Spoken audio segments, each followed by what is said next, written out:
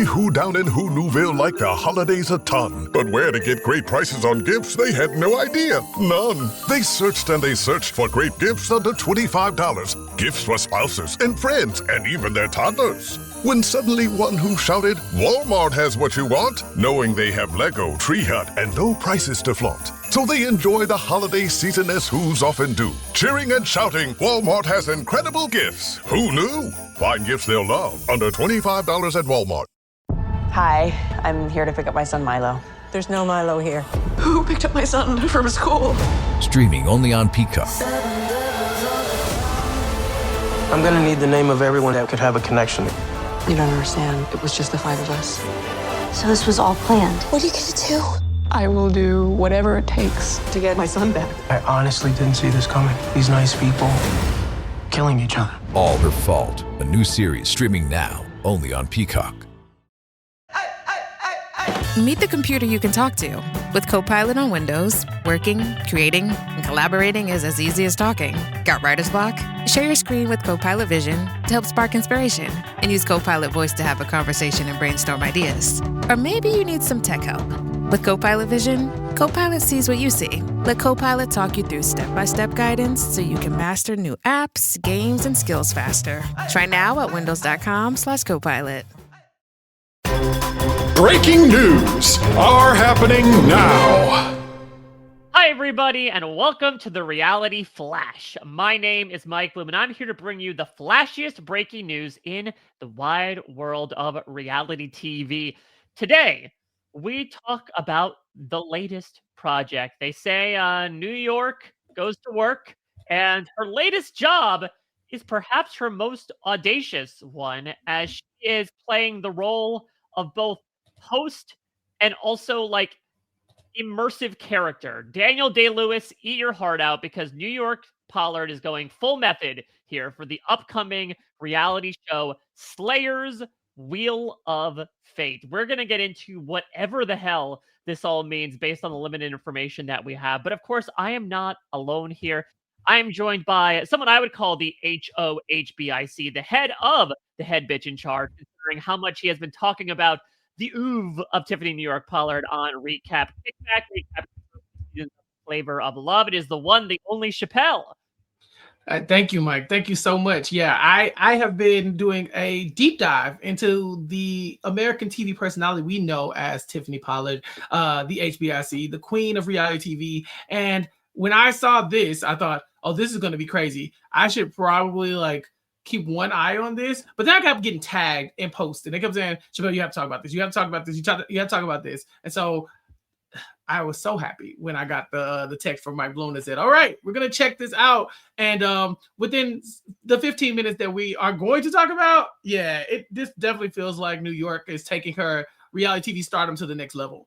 Yeah, so just so everybody knows, there is a trailer that has been released for the show, which is premiering October 8th in less than a week's time as the crow flies. And also, of course, a little publication called Parade was able to acquire exclusively the first 15 minutes of the first episode. So listen, just to make sure for all the spoiler phobes out there, we are going to keep talk about those first 15 minutes until after the ad break. Right now will be, I guess, a spoiler-free take on what the hell this is. So let's give a little bit of background here. This was a show that was teased in November, I believe, from a press release, but was officially announced with a trailer in the past couple of weeks. It is Slayer's Wheel of Fate.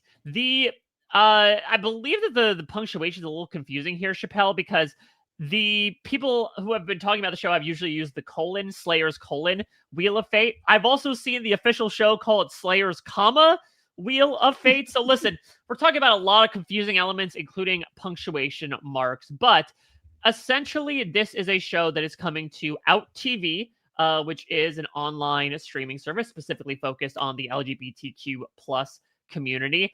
And it stars New York, who is living in a fantasy world. And that is not to say about any delusion she might have, Chappell. This is literal. This is Tiffany New York Pollard in a setting that features evil queens, castles, and dragons. There's a lot. There's a lot to take in with just that. We have Tiffany Pollard, but she is Tiffany Pollard as New York. This is so she's referencing herself throughout this show as like, I am New York, the one from Flavor of Love. It's me. But now I've managed to skidoo into some type of dream world where there are dragons, and it's like almost like illegal dog fighting with dragons that's happening, and she's trying to shut it down. It's a whole mess. But New York coming out as the host of this show it's such a shock, because it's like, what does any of this have to do with New York except that she's probably the most ridiculous person in the world and somebody who you could easily see hosting something like this. Yeah, that's the thing that maybe is the primary thing that confounds me. And listen, there's a list of many at this point, but it's this idea that, okay, the concept of the show is weird to say that it's not breaking new ground, Chappell. Real ones remember The Quest, which was an ABC show that was on the air for one season like 10 years ago at this point, that was sort of in the vein of a whodunit, where it was, again, an incredibly immersive type of reality show where they recruited all these ordinary people to play the role of, like, peasants who ascended to knighthood to save the kingdom. And they're sort of doing that here, but to your point, Chappell, they're kind of like half in and half out, not OutTV, in that, like, there's an in-house narrative around this that we'll certainly get into. There is a whole ass mythos and background that we get in spades in the first 15 minutes.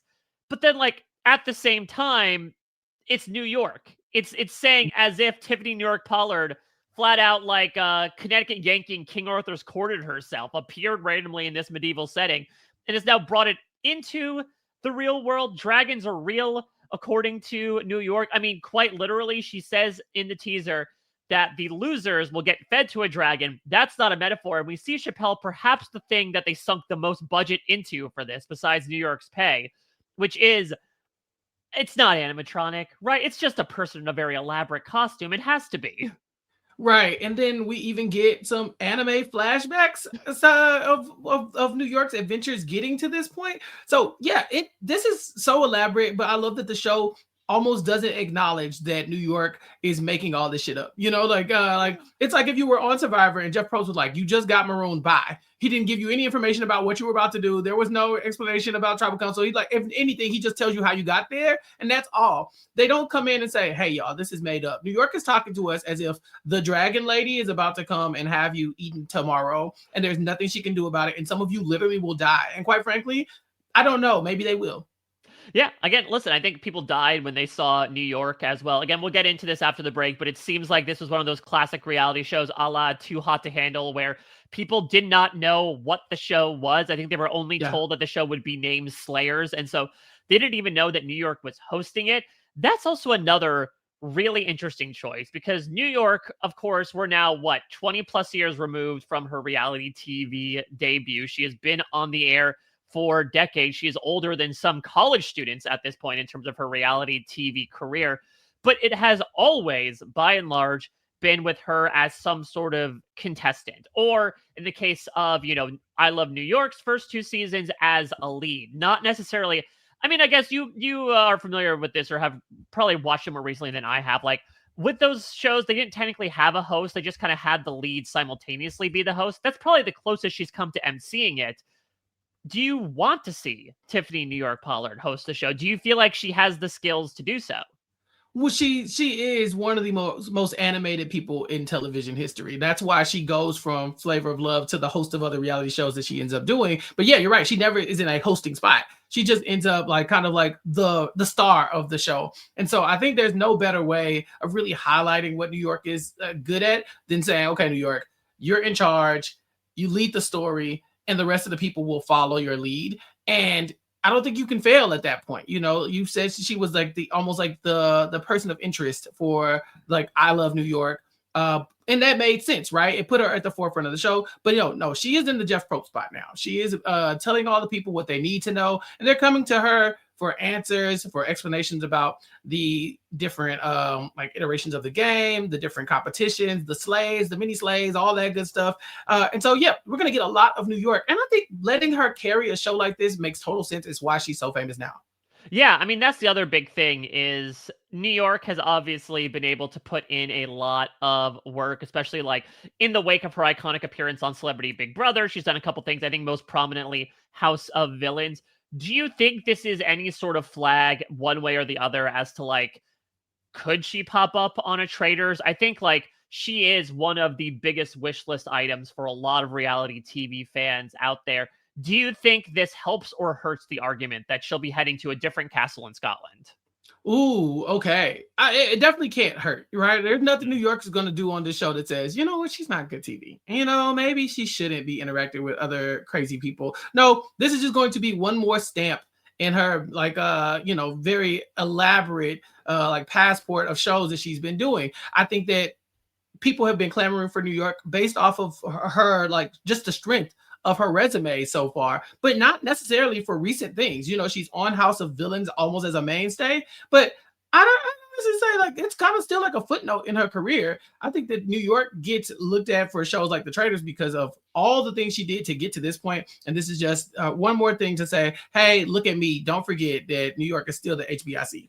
I hope so, because I think the other side of that would be maybe from her perspective being like, I could do all these other shows where I am the spotlight as opposed to being on The Traitors and like hope that I'm the spotlight. I'll make the good TV to make sure that I am, but if I'm a faithful, how many episodes am I going to last? She might be someone that if she gets onto Traitors would put it mandatory in her rider to make sure that she is a traitor so that she lasts as long as she can. She needs to come in like halfway through the game because she really does. Yeah, there are so many reasons to vote out someone like New York from The Traitors just because she is the personality that you're going to get every time. Where some of these people are going to come in and they're going to be very game focused. They're going to be, trying to shed their like image from whatever other show they're coming from, or maybe thinking about their brand. New York's brand is chaos. It's fun, and that's not the type of person you probably want to play a Traitors with, but that is definitely the type of person you want to watch play the Traitors. And so, yeah, if you're going to bring her back, you got to give her a chance to shine. I think after watching this, there will be no doubt that they'll give her everything that she wants in her contract and more. Well, I think what's also very interesting around this show is, again, this is on OutTV, a network that is primarily about LGBTQ plus content. And obviously, New York, I'm very much speaking out of turn, but does kind of feel like an icon of that community. Again, she is the queen of reality TV.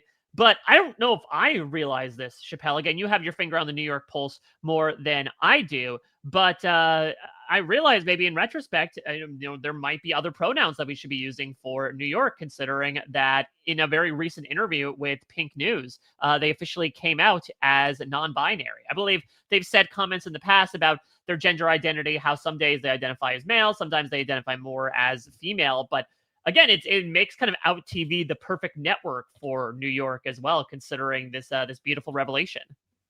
Yeah, it's not a surprise to me that New York would embrace kind of like an identity of being whatever she wants to be. And I think that like for New York, it makes total sense. She is somebody who, like she says, she's the HBIC. She's used to being in charge. And if she thinks that she's harnessing her masculine energy and taking command and being in control of her own destiny, of her career, of her fate, then I definitely see that for New York. But of course, this is New York, and she is a feminine icon as well, so I think for her, she can carry both those things. And like I haven't gotten any official update on her pronouns, but again, this is New York. She just kind of lives in a space of being New York, and that's who she is. And I'm okay with her wearing that. And I think a large part of this show is bringing in contestants who are also okay with living in a space of their own identity, just being who they are. They don't necessarily have to, lean into one gender or one sexuality, or they can if they want to, but they're not going to put anybody in a box. You're definitely not going to put New York in a box.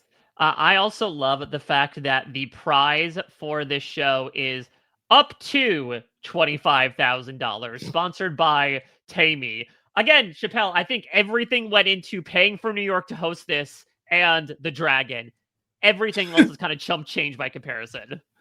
Up to $25K is hilarious. If you came into this reality show taking it very seriously, I don't know how you could, but if you came in thinking, okay, this is the next big competition reality show, we're locked in. When someone tells you could make up to $25K and not $1 more, that's when you're like, all right, maybe this isn't all of that. I mean, that means that they're probably going to be a prize pot that they're trying to either increase or that it could possibly decrease. And so, yeah, hopefully these people are here to fight tooth and nail for whatever this prize money is, even though it might not exceed $25,000. Dragon tooth and nail, perhaps. All right, well, let's officially put in the ad break here. That is what you know, spoiler free, without getting into the first 15 minutes, about Slayer's Wheel of Fate. Again, that is premiering on OutTV.com on October 8th. I believe that it's airing weekly. There's 8 episodes total. So if this is something that very much piques your curiosity, as it should, feel free to check it out or check out the first 15 minutes. I'll tell you what, if you go to bit.ly/Slayers Sneak Peek, you can go to the Parade article that has the first 15 minutes in there. Feel free to check all of that out and then come back, as we will, in a flash to talk about the first 15 minutes, what we know from the first little taste we got of this incredibly enigmatic show that is Slayer's Wheel of Fate with Tiffany New York Pollard. Does it ever feel like you're a marketing professional just speaking into the void? But with LinkedIn ads, you can know you're reaching the right decision makers, a network of 130 million of them, in fact. You can even target buyers by job title, industry, company, seniority, skills, and did I say job title? See how you can avoid the void and reach the right buyers with LinkedIn ads. Spend $250 on your first campaign and get a free $250 credit for the next one. Get started at linkedin.com/campaign. Terms and conditions apply. Purina believes no one should have to make the impossible choice between their own safety and their pets. But nearly half of domestic abuse survivors delay leaving because they can't bring their pets with them.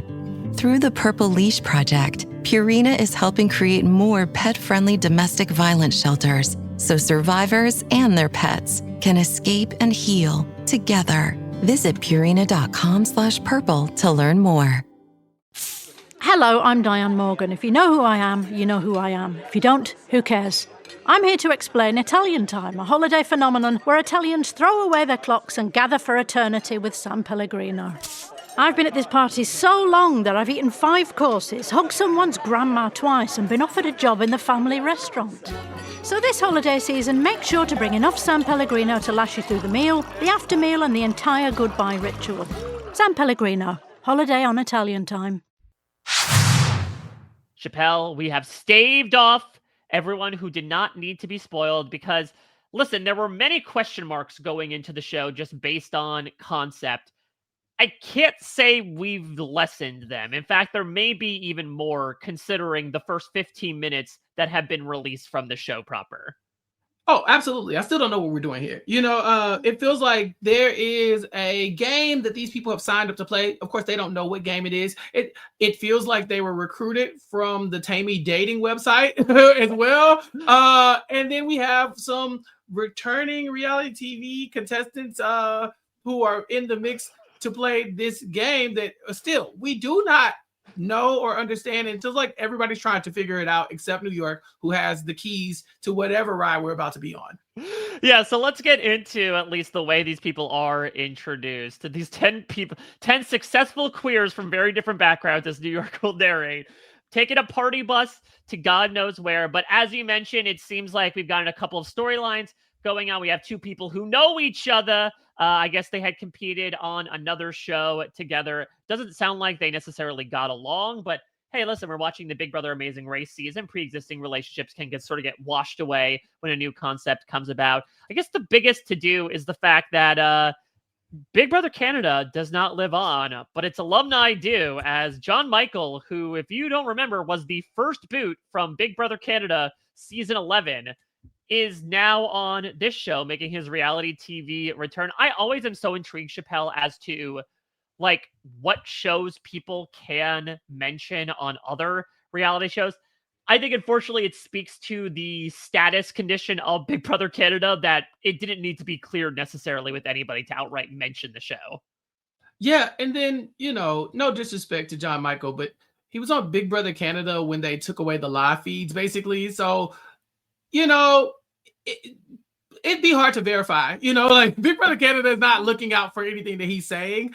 They probably have forgotten that he was going to be on the show. And I like this for John Michael, because if you're on a show like Big Brother and you don't get the live feeds, then we really don't meet you until you're about to get eliminated. We don't know why. We have very limited time. They were giving us those little, quick bites every now and then of live feeds. But the first boot, you never quite get an understanding for who they are. And so hopefully this chance or this time will be a chance for us to get to know John Michael in a different sense and see if he has some game to him. Because based off of what we saw in BB Can 11, there wasn't much to go off of. Well, let's talk about the very game that he's gotten himself into, as everyone arrives in this castle courtyard and all they see are just a bunch of glasses of water and one specific goblet that looks very different. These people did not watch their Traitors season 2. You never take the different looking chalice, but it's more so the one that is left over. And so before they make a toast, New York is in the motherfucking castle. She walks in and everyone loses their minds. How could you not? Right? How could you not? You signed up for a show you didn't know anything about. You said, okay, whatever. There's up to $25,000 that I can get. You might have questioned, like, I wonder who the host is, but I don't think anybody could have guessed they would have used Tiffany Pollard here. And so when New York hits the corner, you got to bow down. And I do appreciate the contestants being very familiar with New York. We get some references to, maiden-like shoes. And, they're just really leaning into the lore that comes with her before she gives them the background to, what they should be expecting here on this show. That has nothing to do with New York. New York has never been a dragon slayer or anything like that. In my knowledge, I've never seen her in a castle like this. Chappell, is there maybe I have a theory here. Could it be that this show was being pitched around and initially this dragon slaying, dragon freeing lead was supposed to be played by Coach Benjamin Wade? But because he was in the mix for Survivor, or maybe once OutTV bought it, they're like, okay, maybe Coach and OutTV do not necessarily go together. Who could we book? Tiffany New York Pollard, because listen, this is incredible. Let me just say, objectively, this is amazing to watch, and we can certainly get into the backstory of it all in a little bit. But this has to be one of the biggest square pegs into round holes I have seen in any television in quite some time. What a Mad Lib idea of putting Tiffany New York Pollard in this mythical fantasy setting where she is the Daenerys Targaryen, essentially, but the very much Temu version. This is not her first time hosting a show for OutTV. But this is definitely her first time hosting a show that had anything to do with dragons. Like I will bet money on that. I don't think that I can, like, if I tracked all of the stuff, I don't think a dragon in New York have come in contact at all. Whereas this is becoming like the bet, this is almost becoming her thing, right? Like just like New York in this castle with dragons, she's embracing it. I still don't understand why they call her like listen, like you said, they could have gone with Coach. He's dragon related, but there's I would bet money that nobody on this cast knows who Coach is, and the vast majority of them know who Tiffany New York Pollard is. So I'll give her that. All right, so Chappell, we need to do our own lore dump here because there's a whole background. This is like the Lord of the Rings, where you need Galadriel to come over and give the voiceover as to everything that happened, but instead we get New York, and it is done with laughable animation. Like, this is so bad it can't be generated by AI. This is done by someone that learned Flash overnight, through one of those random movie making softwares in 1995, and made this entire animated backstory. But let me regale you with a tale here, a dragon tale, perhaps, because apparently Tiffany New York Pollard, listen, she has limited room in her heart. But the room that she does have is filled with dragon's fire. That apparently there is this woman named Queen Karen who is a gambling lady, but as a result has essentially made like a cockfighting ring with, which is perfect for OutTV, but with dragons. And so New York sort of plays the PETA role here, very much wants the freedom of the dragons. And so Queen Karen, always one to make a bet, decides to do one with New York here. New York is allowed to hang around in Castle Chaos, which is Queen Karen's estate, but she must recruit at least one Slayer, which is a big question I also have. If multiple people have to split $25,000 at the end of this, like, good Lord. But whichever group makes it to the end will defeat Queen Karen, free the dragons, and let New York keep Castle Chaos for herself. Did I miss anything of this labyrinthian-like tale, Chappell? I mean, the only other thing that stands out is that she went to Tammy to do it. She went to Tammy to recruit. She's like, yeah, the first thing I realized was there's a dating app for queer people. And I was like, I need to find contestants from there. So I'd imagine that many of these contestants are recruits. I mean, not to say I don't think it necessarily be like, who wants to apply for the show with a dragon and New York? Right. Even though they didn't know about New York, and I'm sure they didn't know about the dragon. So yeah, I think she goes on this dating app. She finds people, and one or multiple Slayers will try to make it to the end to take down the nasty, crusty, sour-faced bitch named Queen Karen, who reminds New York of a woman named Pumpkin. Yeah, I love that reference. Again, there's a lot of assumptions you have to come in with this show. You have to have a base level understanding of Tiffany New York Pollard. I don't know if there are people that just got hooked in by the pure dragons concept, but in case you weren't, you need to know who Pumpkin is. It's arguably New York's most iconic moment, even through 20 plus years of reality TV. Do you think that like which came first? Do you think New York said that and then they had to animate Queen Karen to look like Pumpkin? Do you think Pumpkin could show up as a live action version of Queen Karen at the end? Pumpkin would be wild to do that. If I was Pumpkin, I would never want to be seen anywhere near New York. I think their legacies are tied to each other. And that's unfortunate for Pumpkin because New York will go on and turn it into this elaborate career, putting her in the reality TV Hall of Fame, basically, in New York. And Pumpkin just to be a running joke that New York can throw out whenever she's talking about her ops, even if they're in a fictional dragon world that she just made up for this TV show. Yeah, exactly. So we don't really get a sense as to how any of this works. Let's talk about actually the titular Wheel of Fate. That's something that New York briefly teased. We did not see it in the first 15 minutes, but sort of shades of Battle Camp, Chappell, right? That like at the end of each episode, one person spins the Wheel of Fate and they might be eliminated because of it. My assumption is either the wheel will land on them getting outright eliminated or they can pick somebody to be eliminated, or maybe not. Again, we don't freaking know, but I guess the Wheel of Fate, despite it being barely mentioned, is the centerpiece of this entire thing. Yeah, in Battle Camp, it was that you had multiple opportunities to keep your name off of the wheel altogether. You didn't want your name on the wheel, but if you ever suffered a punishment or something like that, your name would go on the wheel, and if they spun it and it landed on you, you could be eliminated from the game. Your team could be eliminated, basically decimated if they just are unlucky, and your goal is to keep your name off the wheel. I haven't quite figured out if your goal is to keep your name off the wheel or if you want to be on the wheel so you can make a decision about something. Of course, we don't know anything. 15 minutes in, and all we know is that they're in a very nice castle and you don't want to touch Queen Karen's chalice because that could be bad for you, or maybe it could be good for you. Who knows? Yeah, so I'm intrigued by this because Mino, I believe her name is the one to grab the different chalice that is Queen Karen. No, she does clarify to New York she hasn't drank anything out of it yet. I'm curious, New York does confirm it is poison. Do you think if Mino had done so and confirmed it to New York, it would have been an instant elimination? I don't think it would be awful to do something like that, especially considering we're trying to make this a show. Well, obviously, we're trying to just do this thing where we're working in just ambiguity. We don't know what's coming. We have no clue how to plan for this. And New York tells us that this could be a good thing or a bad thing for you. I think if you say, I drank it, you could easily be eliminated from the competition. We know that this $25,000 is a lot of money that you got to split between a couple people. Maybe getting a few people out of the way wouldn't be awful. But she didn't drink from the chalice, and instead she gets to open a dragon egg that may or may not have something good or bad in the dragon egg as well. I am obsessed with this because, again, this is all so perplexing.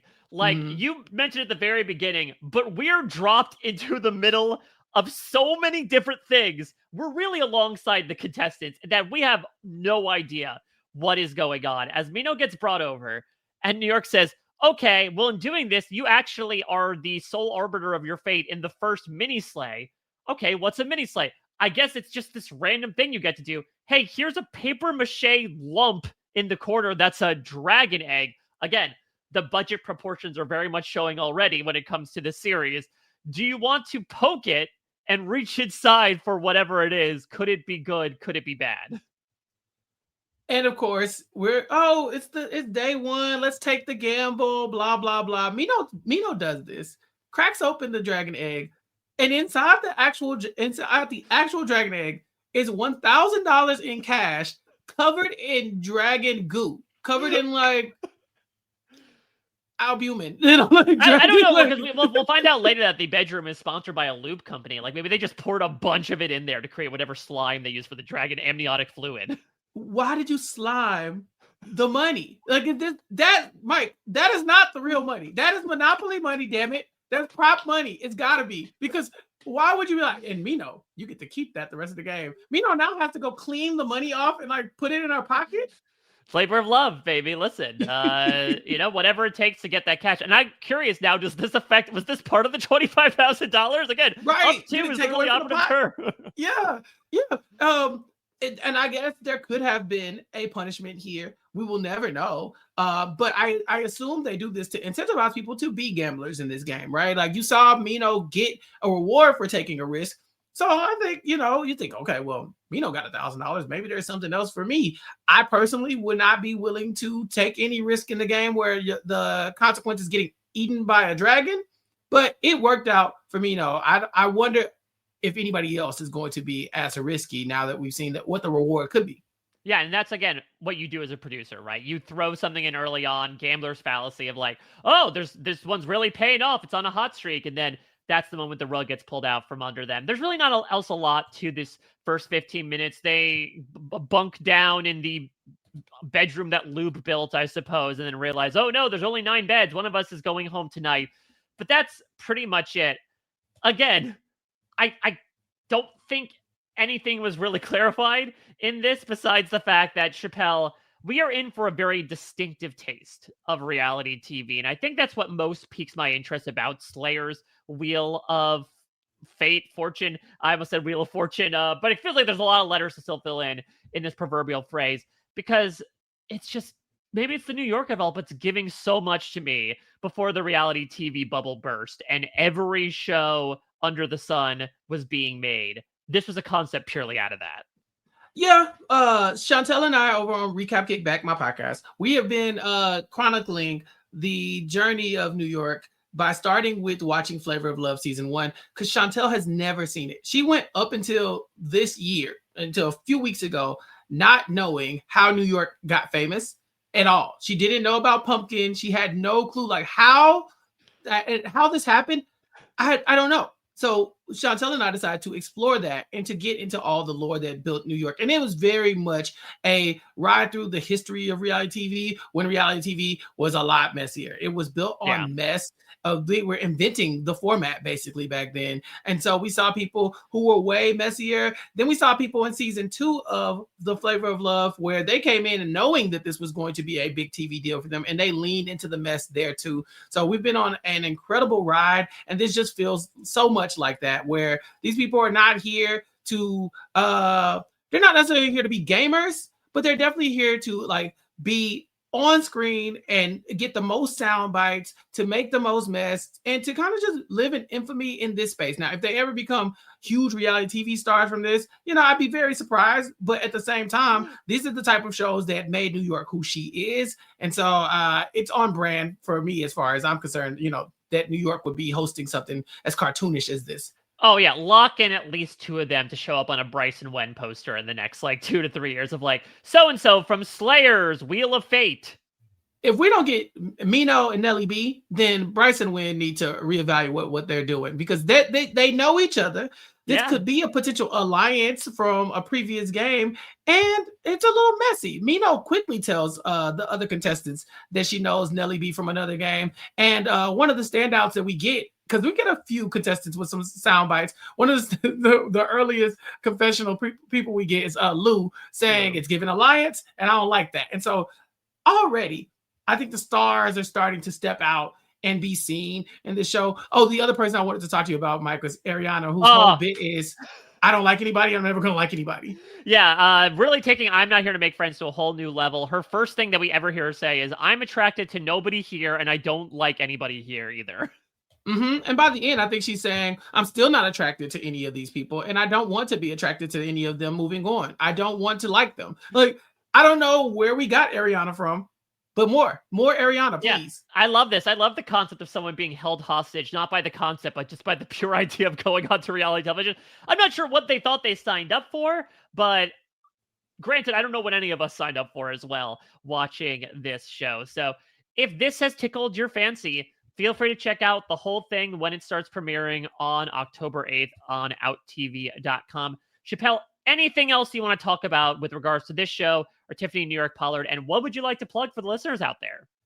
Nothing else about this show. I will be checking it out. I guess I need to go to outtv.com. I don't know if you need a subscription or what, but we'll figure it out. And yeah, I'll check it out. So tweet me at Recap Kickback or whatever on every platform if you want to talk about this show, or you want to say like, oh, I'm watching it and I'm enjoying it, or you need to cover it. Just let me know at Recap Kickback on all social media platforms. And then, of course, if you want to check out our journey into the history of Tiffany New York Pollard, please subscribe to Recap Kickback. That's at recapkickback.com, or you can go to our YouTube page, youtube.com/@recapkickback, where you can watch Chantel and I live every week or so, talking about The Flavor of Love, and then eventually I Love New York, and that entire VH1 cinematic universe that Flavor Flav and New York spawned. And so check that out on our YouTube page. And then let us know in the comments what you think. Again, Chantel has not been spoiled, so she doesn't know anything that's coming. So don't get in our comments telling Chantel what's happening,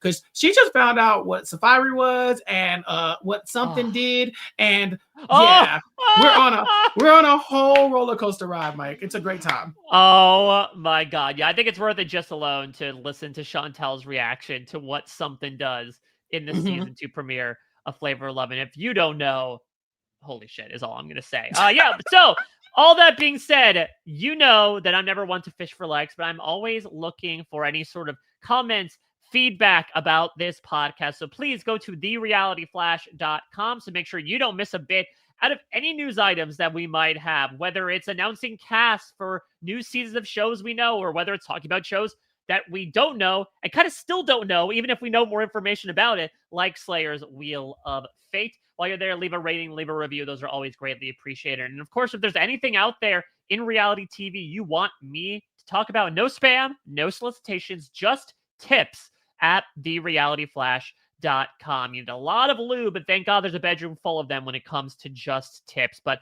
let me know any information you might hear out on the world of unscripted TV, and hopefully I'll be able to talk about it in a future episode of The Reality Flash. But that's going to do it for this episode of The Reality Flash. Chappell, thank you. Sometimes you just kind of need a sounding board to puzzle through whatever the hell you just watched, and I found one of the best sounding boards out there in you. So thank you so much for taking the time to come on with me, give us a little bit of background into New York, and figure out where the hell she's going next. And who knows what that is. But you can definitely catch her on the next season of House of Villains, because they'll never leave her alone. Exactly. So from out of the castle back into the house whenever that is coming. But if you want your taste of New York, you got it right now on OutTV. That's going to do it for this week's episode of The Reality Flash. I'll be back in your eyes and your ears soon with more reality TV news as it breaks. Till next time, everybody, you've just been flashed.